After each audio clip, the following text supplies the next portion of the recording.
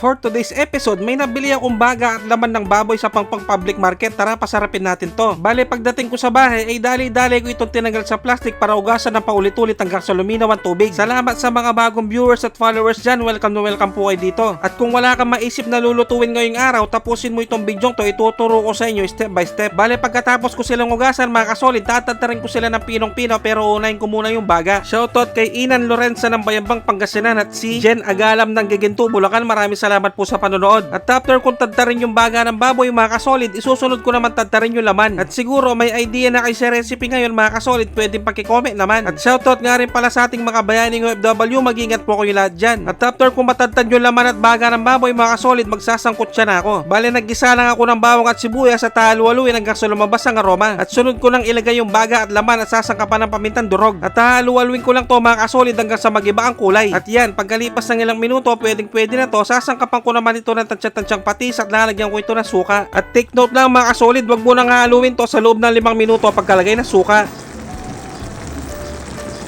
At pagkalipas ng nasa 5 minuto, update tayo, mga solid dyan. Pwede na to. Haluin ko lang sandali to at tatakpan hanggang sa lumambot ang karne. At pagkalipas ng nasa 20 minutes yan, malambot na to, mga solid. Isi-set aside ko muna pero mas lalo pa nating pasasarapin mamaya to. Bale, gamit yung kawaling pinaglutuan, mga solid, wala nang ugas-ugas. Maglalagay ako ng mantika at start na ako maggisa ng bawang at sibuyas. At nagpapa-shoutout nga rin pala si Hilbert Valencia ng Tanawan City, Batangas. Maraming salamat sa panonood. At after ko makapanggisa ng bawang at sibuyas, mga solid, maglalagay na ako ng tomato paste. At pagkalipas ng ilang minutong paghahalo, ilalagay ko naman yung liver spread. At siguradong nakarating na kayo sa part ng bidyong to, mga kasolid, pwedeng pakicomment naman kung tagasan ka para malaman ko kung saan nakarating ang bidyong to. Maraming salamat. At sunod ko nang ilagay yung pinalambot kong baga at laman ng baboy. At lalagyan ko ito ng daon ng laurel at pineapple juice. Grabe, mga kasolid, sa sobrang solid na mga nilagay kong pampalasa, siguradong mang-uubos na naman ng isang kalderong kanin to. At after ko itong halu-haluin, mga kasolid, tatakpan ko lang to sa katamtamang apoy sa loob ng 15 minutos. At pagkalipas ng nasa 15 minutes, pwede na to. Sunod ko namang ilagay yung bell pepper at carrot. At nagpapa-shoutout nga rin pala si Mario Mendoza ng Siniluan, Laguna. Maraming salamat sa panonood. At ang tawag nga pala sa recipe na to, mga kasolid, ay pulutok. Dahil pumuputok-putok ito pag malapit ng maluto. Gaya nito.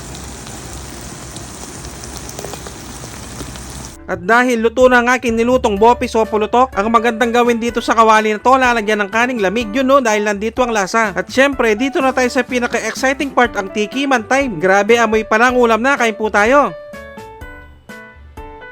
Sus Mariosep, kanyama na po. Grabe ang mga solid, napakalasa at bagay na bagay siya sa kanin. At siguradong naglalaway din ngayon ang Dato family ng San Roque, Florida Blanca, Pampanga. Maraming salamat po sa panonood at bibigyan ko na kayo ng pangmalakas ang perfect bite para dito, mga tampu.